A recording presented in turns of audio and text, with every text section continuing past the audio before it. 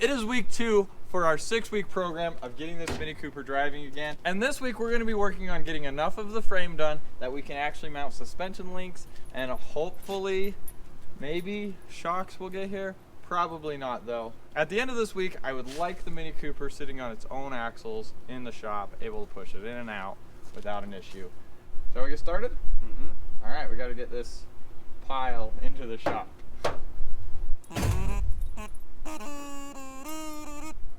So the start of this is July. We're in July right now. July 2024. And it needs to be done by October.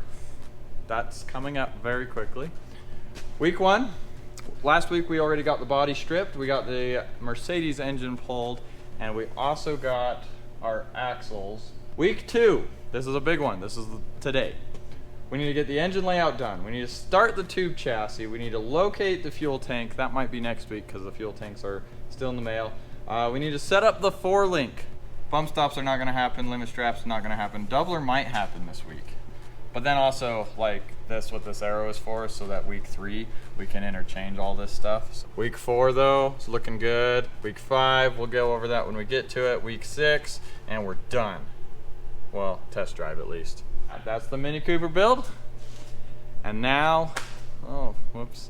Now we need to get the Mini Cooper in here, get the engine in here, and get it all sort of put where it needs to go. That's how builds work. What, Zach? Nothing. You're doing good. We need to fit this diesel engine in this car here. I got this tire down because we're going to just set it on the ground. So we just needed to clear the hood just a little bit, and then we'll modify the oil pan to clear the axle. We'll also probably have to cut this firewall open.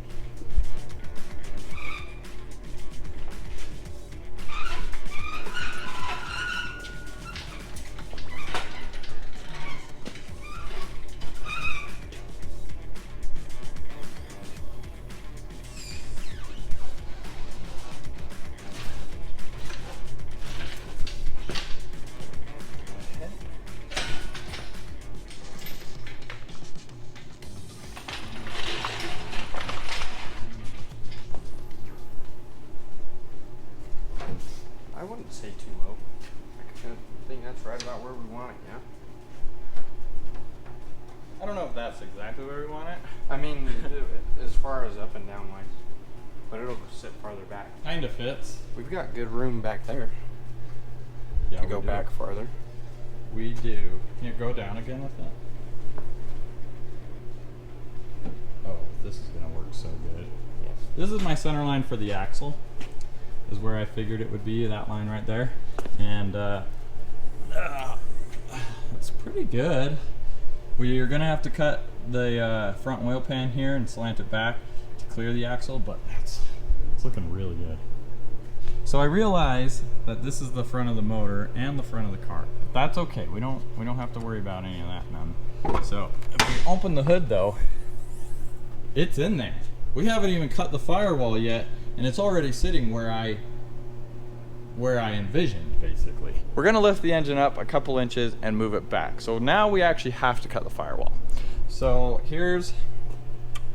that's where we're hitting, and this bulkhead here is kind of structural. So we got our firewall marked where we need to cut. We'll go back like 2 or 3 inches and up 2 or 3 inches, and we'll be just golden.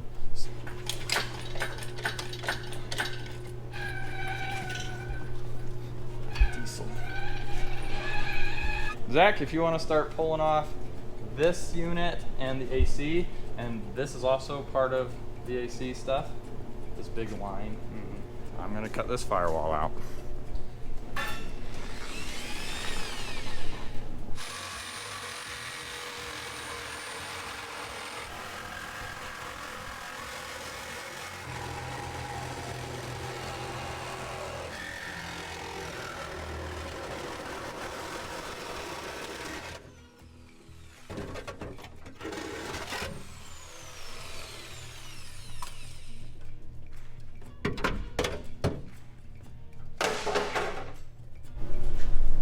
That looks pretty good.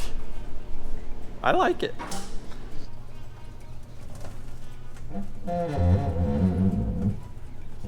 How's that? Keep going. Okay.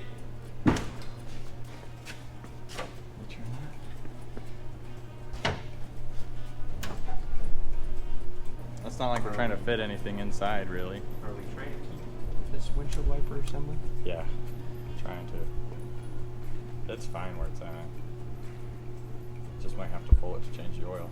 We went to lunch, came back, and it was raining. Boom. Everything's soaking wet now. That's fine. Back on this. So we don't have our trans adapter yet, but here is our 5-cylinder diesel with our AX15. The AX15 is a 5-speed transmission. It came in Cherokees and TJs and Wranglers and all that fun stuff of a Jeep.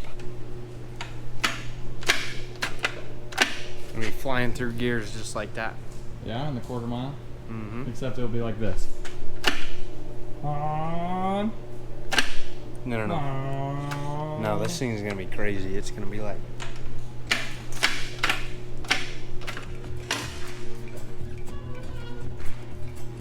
$100 miles an hour. That fast. Zach's been trying to get the AC compressor off of this thing for a while now, and his biggest holdup is that Allen right there is stripped out. We literally have tried all of our tools, and I don't have any easy outs. So he's gonna try to weld this nut to the top of it. Right there.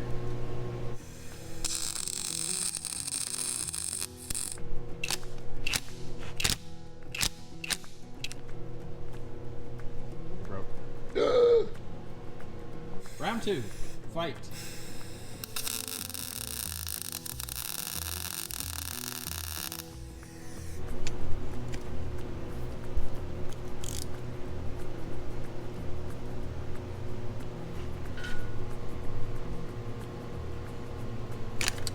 Ah! That's horrible.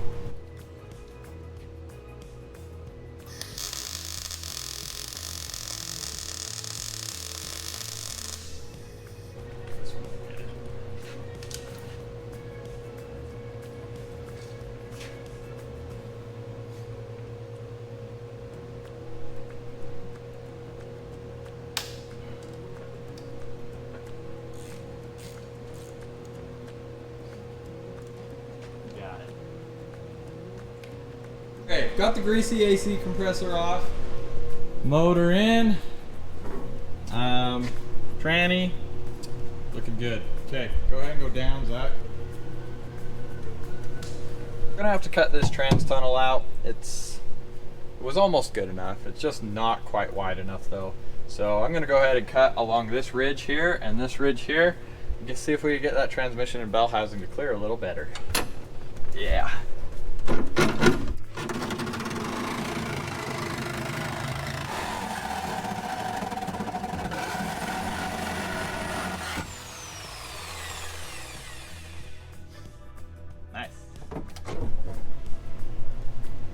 It is fitting really well.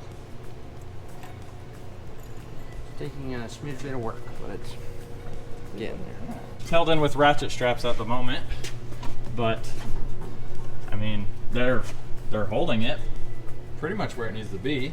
And then our transmission is also in.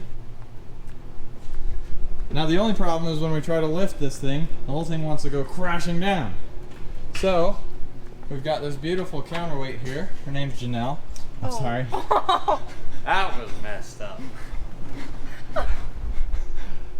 It's a joke. Janelle can take a joke. Zach can take a joke. You guys should be able to take a joke. If that was true, this wouldn't be here. This here is my friend railroad track, and it weighs like 300 pounds. Are you okay, Janelle? I'm okay. Okay. I'm okay. You gonna ride in there, Janelle?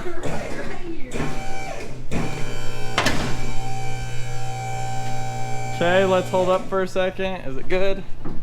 If I hop out, it might tip over, apparently.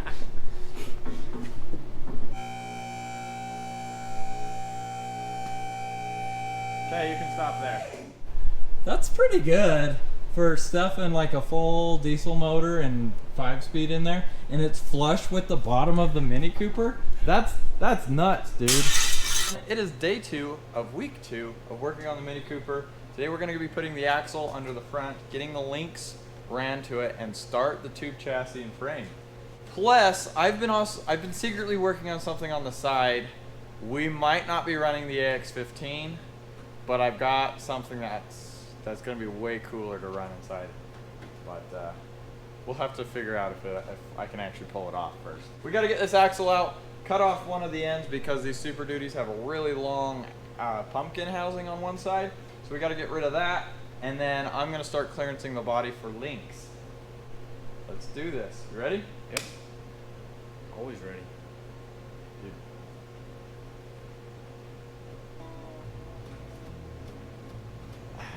He's ready, he says.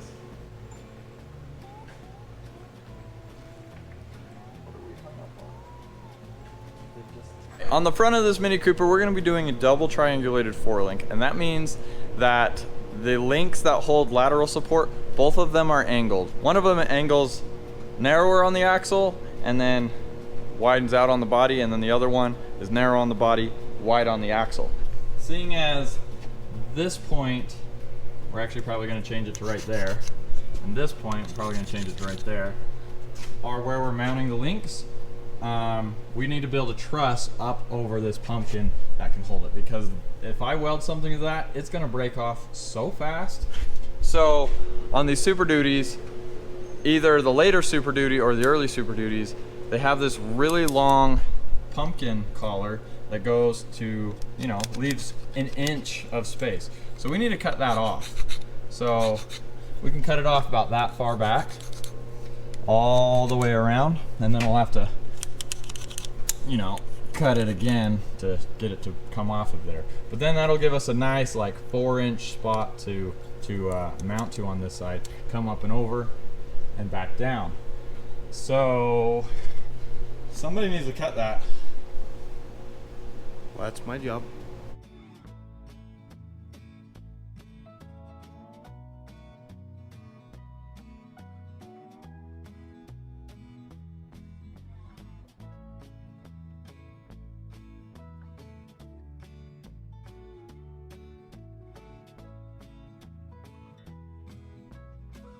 All right, I've seen the collar cut off these Super Duties a million times, but this is the best I've ever seen anyone do it. Look at how like clean that is. And look on there. That is super clean. Wow.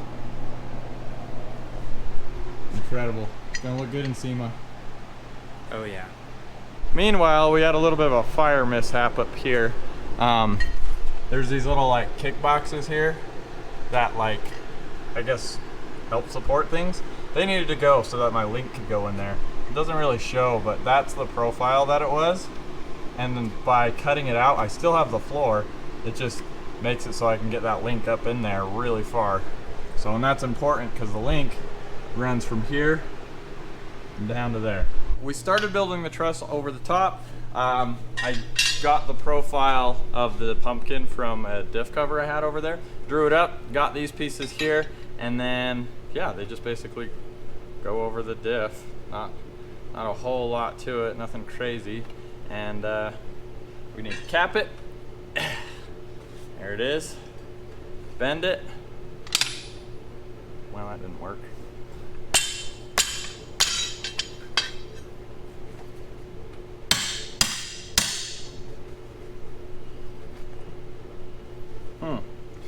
Somebody didn't set this up right. Ugh, so strong. Okay. Okay, now it's too much. We'll just... It's not ruined. It's perfect, Zach. I guess we'll start tacking it together.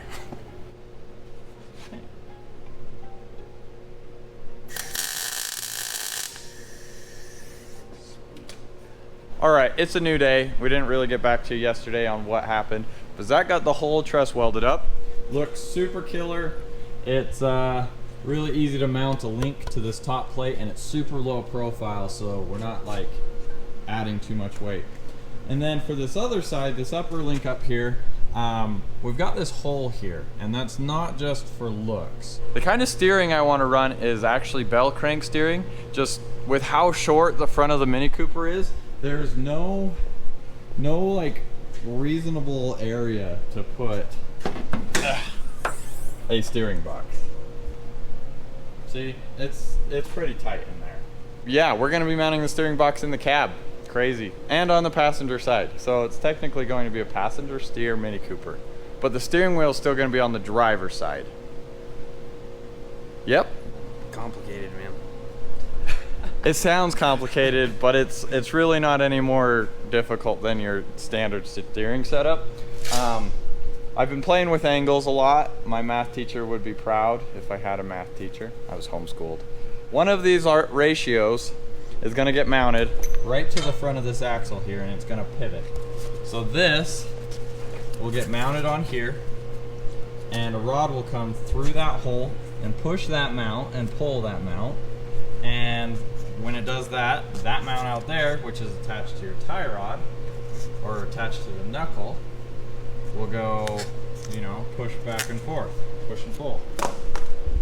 Super simple, right? It'll make sense as we build it. So here's what I'm talking about. This is the pivot. I'm going to make a piece that bolts on that captures the top of it so that it's super strong and can spin properly. But this hole is where that steering arm goes, like I mentioned earlier. And this is kind of what I have for mock-up. So if we put that on there, when it steers, it goes into there and back to the steering box. But we had to put all that together so we knew where we could build our link tower, because it's kind of in the way. Like, this thing is kind of like all up in everybody's stuff. Now we can finalize this mount just a little bit more and slide it under there and get links going. Getting this converted into this converted into this. So there we are. It's, you know, that works pretty well. And then for the steering box, I'm running this one here. It's out of a ZJ. I have no idea where it came from or how I acquired it, but I looked in my room the other day and it was sitting there, so I thought, hey, this would be a good one to use. All the calculations made for that little bell crank were off of this arm right here. So this steering box, from full lock to full lock, like to turn that, is 3 full turns.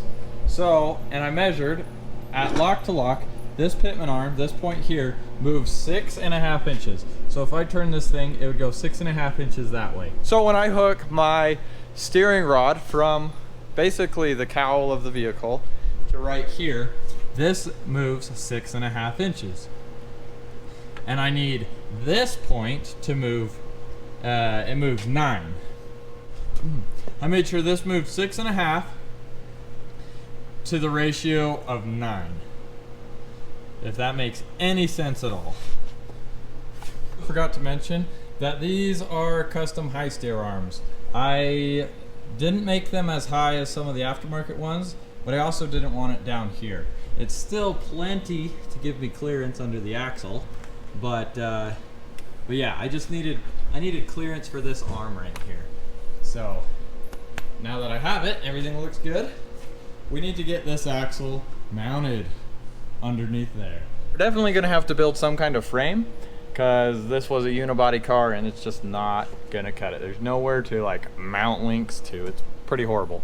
Take some square tubing or something and run it straight along here and come out back here somewhere, and then it'll either angle up or we'll turn it into like tube frame or something like that. Got it kind of long, I think, so we can trim it down and whatnot.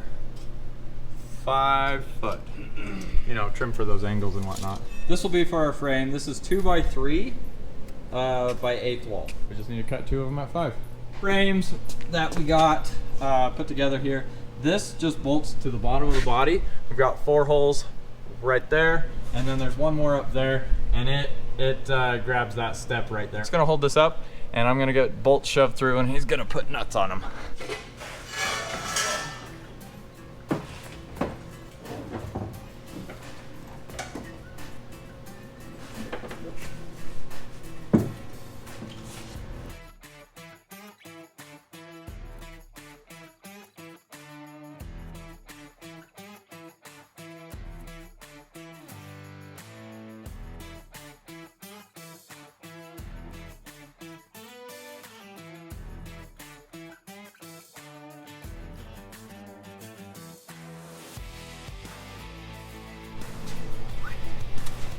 Looking good. Okay, so next up.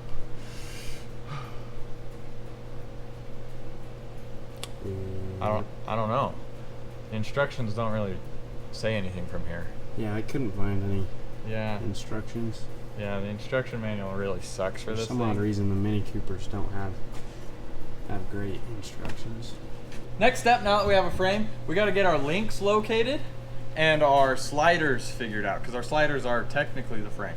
So we'll be just running some kickers out and across to out to that slider, and then off of those kickers is where I'll mount my links. I am so excited for this project. There's a lot of projects that pique my interest and are cool and stuff that I like working on, but this right here, the whole front suspension geometry and mounting this engine and transmission, this is fun for me.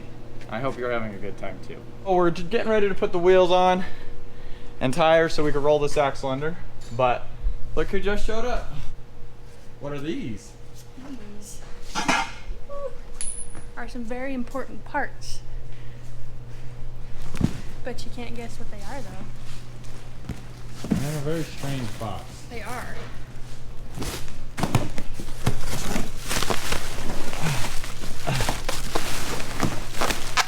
Look at that.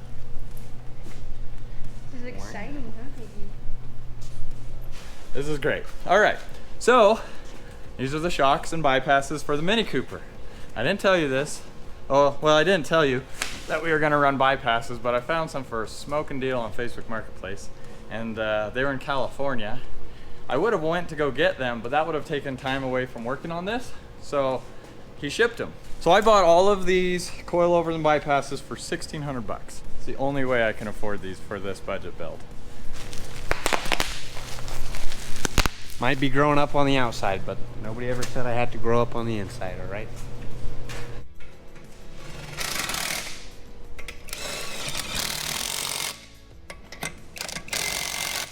All right, there we have it.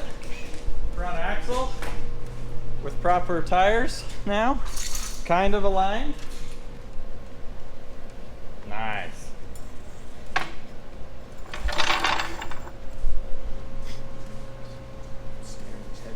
The steering is very heavy. Okay, roll.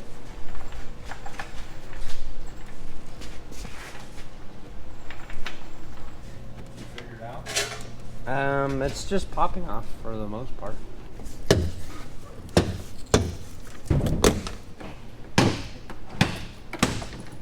break it?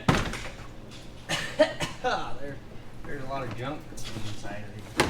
Good, we're saving weight. You know, Zach just pulled his off. Well, Zach's a lot stronger than I am.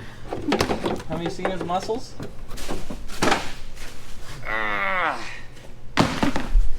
He started before me. Oh, look at that. Where did all the sand come from? So, it's been a week now, right? Really? It's only been a week? We're moving right along.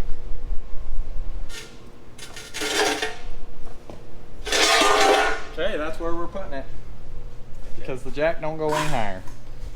Now we actually have to go down. Otherwise the door won't open. And I'm worried about bending this throughout its life.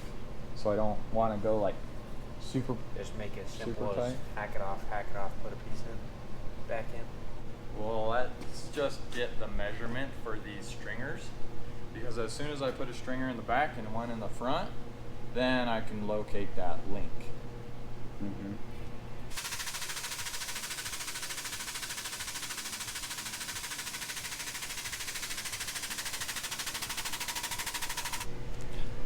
Okay, let's take a look at that. Okay, let's hold this up. Yeah. No more. Okay. Cool. So if we slice off a little bit, that'll do that. How's my angle? Good. On the right here? On this thing? That's not, you didn't tack it. And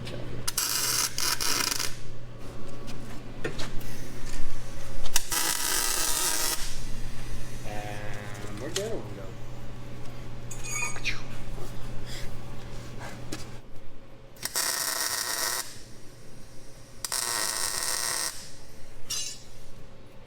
Probably line that up with the door. You just throw a cute little.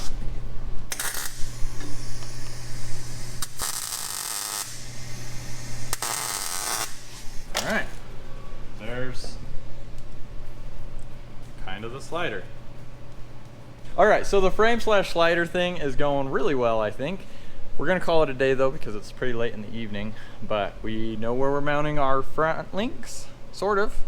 And when it's time to weld this up, we can still drop it all down, weld it completely, gusset where needed, and then bolt it back up to the body. And yeah, it's pretty cool. It's coming along. This is the upper link on the frame, and it goes up here on top of the pumpkin. And then the other side one goes on top of our pivot mount here. And that gives us a ton of triangulation.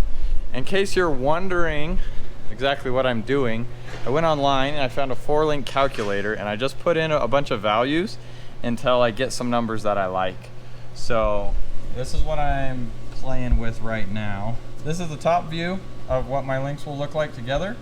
These red ones are my lower ones, and the blue ones are my uppers.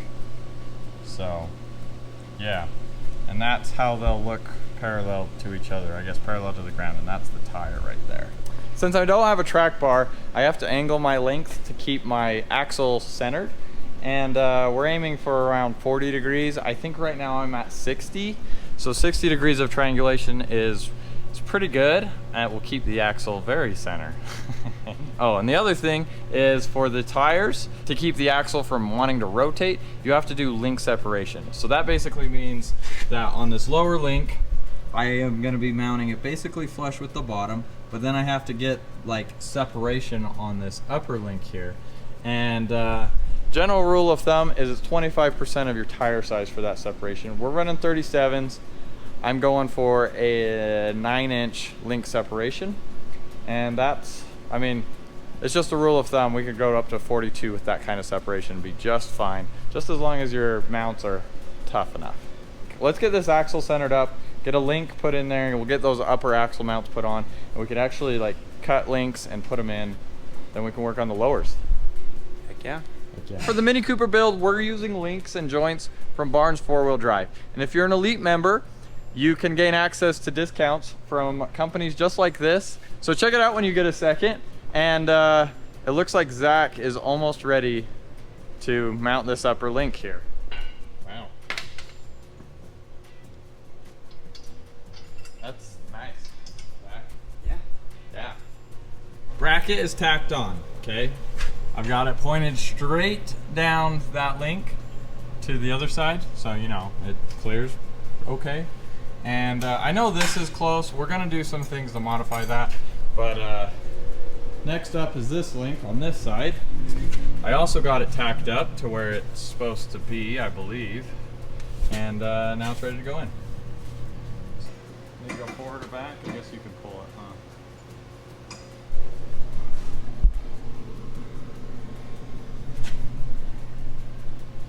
All right, we're gonna go get some lunch and then we'll be right back. So we're back from lunch. I'm gonna get the lower links figured out and some of the brackets and math, geometry done. And Zach's gonna start stripping the rear axle. And I feel so bad for him. I wish I could help him, but You don't. I just have other things. I just have things to do, you know?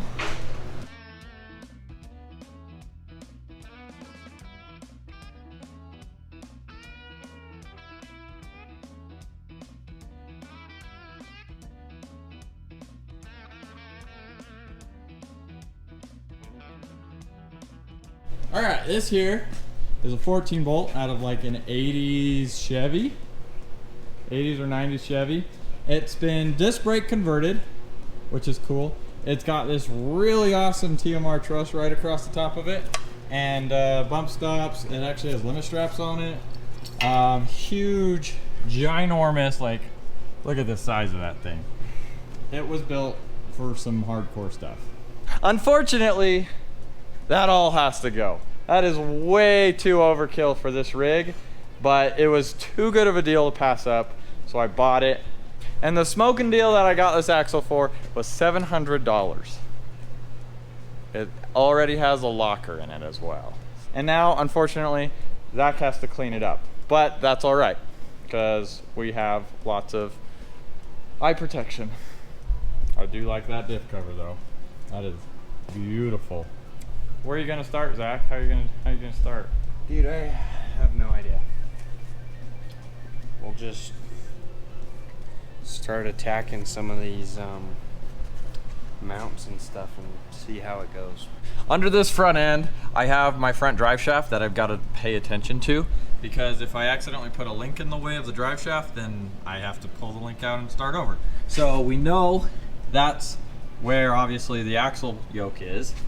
And under here, we've got the transmission that ends right there.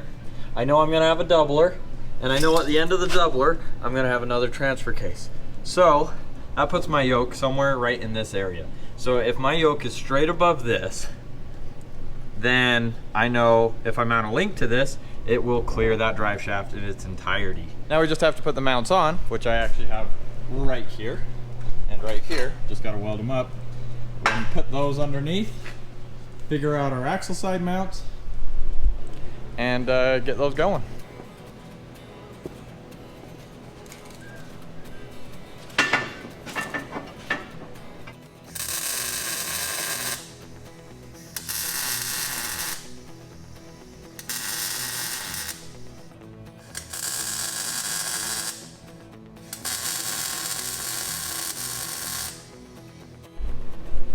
Alright, this is what we have for the lower link. That's not bad, especially for like belly height. Yep.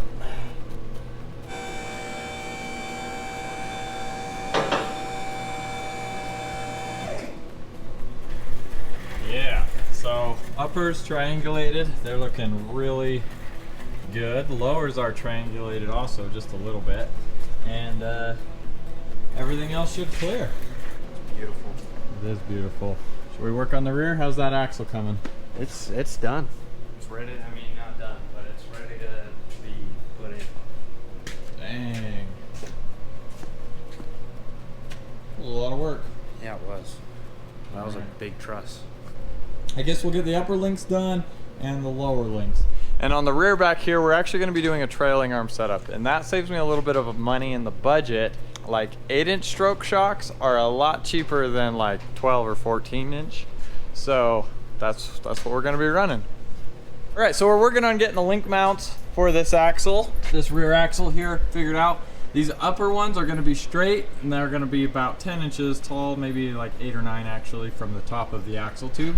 And they're going to come forward about 40 inches to catch those. Obviously those need to be supported better, but it's going to be right there, pretty much like that.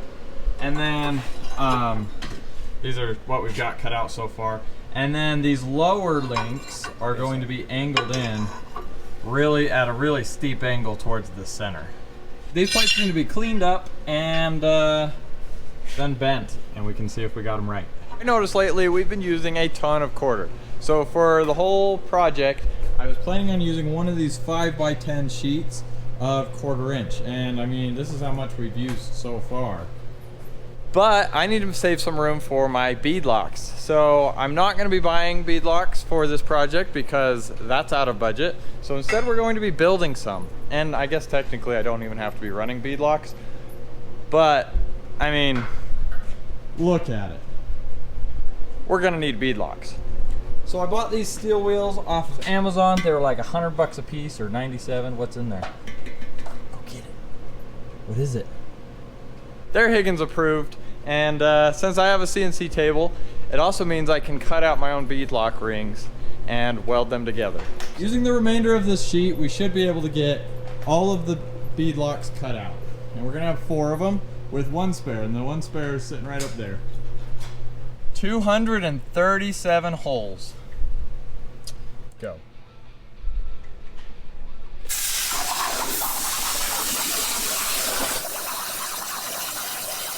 Well, it's the next day. Those beadlock rings took a lot longer to cut out than I thought.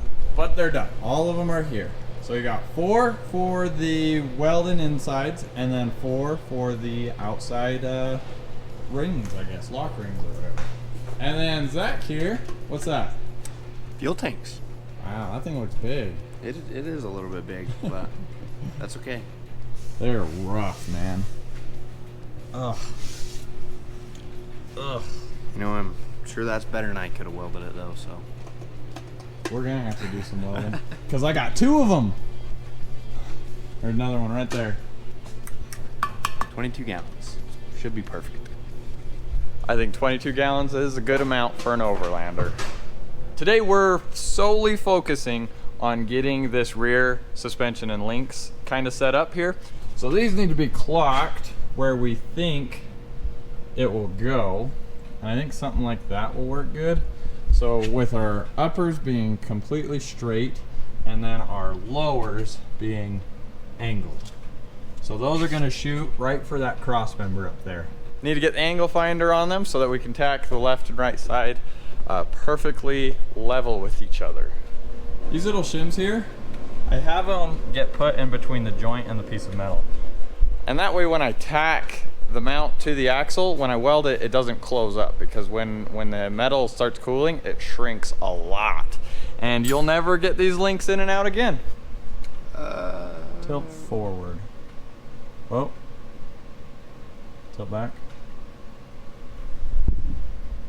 Oh, that's perfect. Tack it. We gotta get these lower links put in. And those are gonna be pretty easy. They're pretty much straight. These upper links, however, since I'm doing upper trailing arms, they're a little bit different. What a trailing arm means, instead of mounting the shocks to the axle, it actually mounts on the link. And that's gonna put a lot of stress on these link mounts. So we gotta build it tough, for one, and 2, with how I'm mounting these links, I need to mount the shocks below the center line of the axle. Otherwise, this link is gonna wanna just roll and rotate. And it's gonna break the eye of the shock off. On the computer over here, I've drawn up a couple of little test pieces to cut out. So as you can see right there, this is the length of the bar, and these holes down here are 1 inch below the center line. And I've never built these before, so I could be totally wrong, but that should be enough to keep that link centered at the bottom. So I measured out the angle at which the bar needs to be bent at, and it is 10 degrees. So at that distance, 10 degrees should give me enough room to drop the shocks low enough below that center line. We'll go get our swag bender out, put a bend in those links, and we'll see if it works. It could not. Like, we could be totally ruining some stuff here, but we're gonna try our best. This here is my bender from Swag Off-Road. And I've had a chance to use it for a while now, and every bend comes out perfect, unless I mess up, but that's not the bender's fault. This here's the link that we're gonna be using. Holy cow, that is the beans right there. It's quite the stuff right there. Yeah. This thing got it in it to bend this thing, dude? I think so. Yeah, it definitely does. But as the Peck brothers would say, this is the Dean of Deans. Dean is good. Dean? Yeah. It's Dean. This is Dean. Roached is bad, Dean is good. I don't get it. Okay. This is what we're trying right there.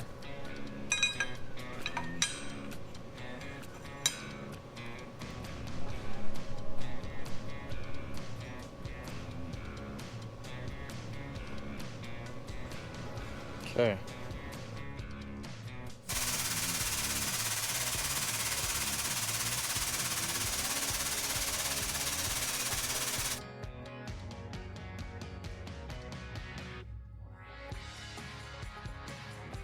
Look at that, right there, 10, with this wall of tubing.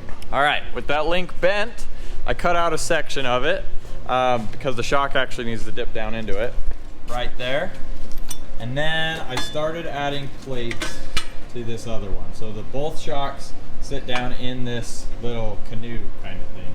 And if you look, it is well below the center line of this tube. We definitely have a lot more to add to it as far as structure goes, but for never building trailing arms before, I really like how it's going. What did you accomplish? I got these rear lower links mounted up. They look beautiful, right? Oh yeah. Dang, I hope that's enough triangulation. It definitely is. Man, that purple diff cover just makes everything back here. It's pretty good looking.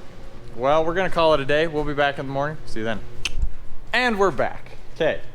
Today we're actually getting the rear suspension finished. For reals. Yes, sir. Zach needs to cut out this section here because it's like right in line with where the link needs to go. And then over here, I'm gonna get this second link to the same level as the first one.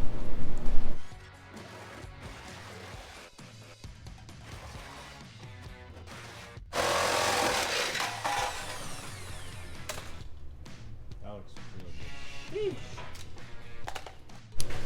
All right, so we got the rear trailing arms put in, front of the frame rails kind of put together, and the body is obviously lifted off the frame. Or if you want to catch up on all that, it will be posted on the Onyx Off-Road YouTube channel, Yes. and you can, you know, see what's going on there. Yes, that's a lot of work, Rudy. What's It looks cool. All of this. This is a lot of work. I do commend you for actually building a frame for the car body instead of trying to make your car body fit a truck frame. Listen, I'm building a frame that a Mini Cooper skin fits on. Exactly. That's all. Yes. I do like it. It looks cool though. I'm excited. I am too. I just hope I get all the kinks worked out of it this year. Well, you said you're gonna finish it in 4 weeks, right? 6. Well, Yeah, but we're already 2 in. Yeah, 4 more weeks. That leaves you like 2 months for the shakedown. Perfect. Yeah, 2 months. So you'll be finishing it like the week before. Yep, definitely. That's what I figured. All right, All right. I'm out. See you. Bye, guys. Week 2 of this Mini Cooper build, which we're still coming up with a name for, is done. We got the front axle links done. We got part of the steering done. We got part of the frame done. That's a lot. That's a lot. If you come to the rear, we've got a whole 14 bolt axle in. We've got starts, good starts to a trailing arm, good starts to our links and everything, and yeah, and everything moves freely like how it should. Like, that's a super good sign that it just moves. That means there's no binding. I mean, it could move a lot farther, but I'm not that strong. Yeah, that really showed him. Really showed him. I haven't felt like I've bit off more than I can chew quite yet, but it's still early in the build. Got 4 more weeks till I want this running and driving down the road, and that's coming up pretty quick, I think.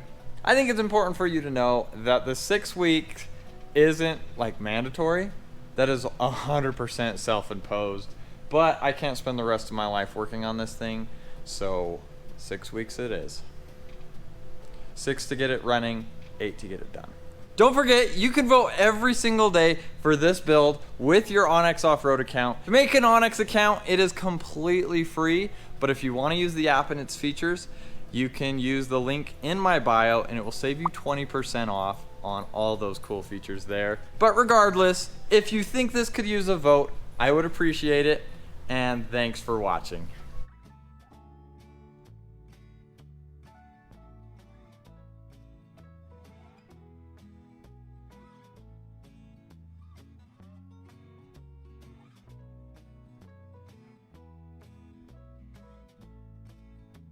Sorry, I am worked up. You wanna know why? Because I was working on getting this slider put in, and these guys were talking about Tootsie Rolls.